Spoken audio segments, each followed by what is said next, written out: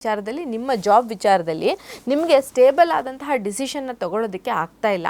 Job ಇದೆ but ನಿಮ್ಮ childish mentality, childish ಮೈಂಡ್ಸೆಟ್ಟಿಂದ ನೀವಿರುವಂತಹ ಒಂದು ಜಾಬನ್ನು ಬಿಡೋದು ಅಥವಾ ಬೇರೆ ಜಾಬ್ಗೆ ಹೋಗ್ತೀನಿ ಅಂತ ಅಂದ್ಕೊಂಡು ಚೈಲ್ಡಿಶ್ ಆಗಿ ಯೋಚನೆ ಮಾಡಿ ನೀವು ಇರೋವಂಥ ಜಾಬ್ ಕಳ್ಕೊಳ್ಳೋದು, ಈ ಥರದ ಅವಕಾಶಗಳನ್ನು ತೋರಿಸ್ತಾ ಇದೆ. ಹಾಗೆಯೇ ಇಲ್ಲಿ ಹಣಕಾಸು ಅಂತ ವಿಚಾರಕ್ಕೆ ಬಂದಾಗ ಹಣಕಾಸು ಕೂಡ ಅನ್ವಾಂಟೆಡ್ ಆಗಿ ಎಕ್ಸ್ಪೆನ್ಸ್ ಆಗೋಗ್ಬಿಡೋದು, unknown expenses, unwanted expenses, childish behaviour, annoyingly ಯಾರಿಗೋ ಕೊಟ್ಬಿಡೋದು, ಈ ಥರದ್ದೆಲ್ಲ ಅವಕಾಶಗಳನ್ನು ಈ ಕಾರ್ಡ್ ತೋರಿಸ್ತಾ ಇದೆ. ಹಾಗಾಗಿ ಮೇಷರಾಶಿಯವರಿಗೆ ಆರೋಗ್ಯ ಚೆನ್ನಾಗಿದೆ, ಕುಟುಂಬ ಜೀವನ ಕೂಡ ಒಂದು ರೀತಿಯಲ್ಲಿ ಪರವಾಗಿಲ್ಲ, ಮೇಂಟೈನ್ ಆಗುತ್ತೆ. ಬಟ್ ಹಣಕಾಸಿನ ವಿಚಾರದಲ್ಲಿ ಈ ಚೈಲ್ಡಿಶ್ ಆದಂತಹ ನೇಚರ್ನ ಸ್ವಲ್ಪ ಕಂಟ್ರೋಲ್ ಮಾಡಬೇಕಾಗುತ್ತೆ.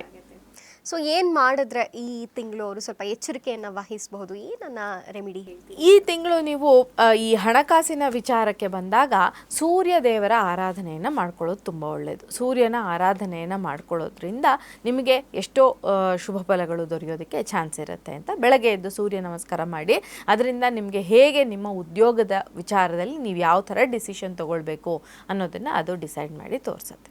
ವಂಡರ್ಫುಲ್. ಸೊ ಮೇಷರಾಶಿಯವರಿಗೆ ಆಯಿತು. ಈಗ ನೆಕ್ಸ್ಟ್ ವೃಷಭ ರಾಶಿಯವರನ್ನ ನೋಡೋದಾದ್ರೆ ಹೇಗಿರುತ್ತೆ ಅಂತ.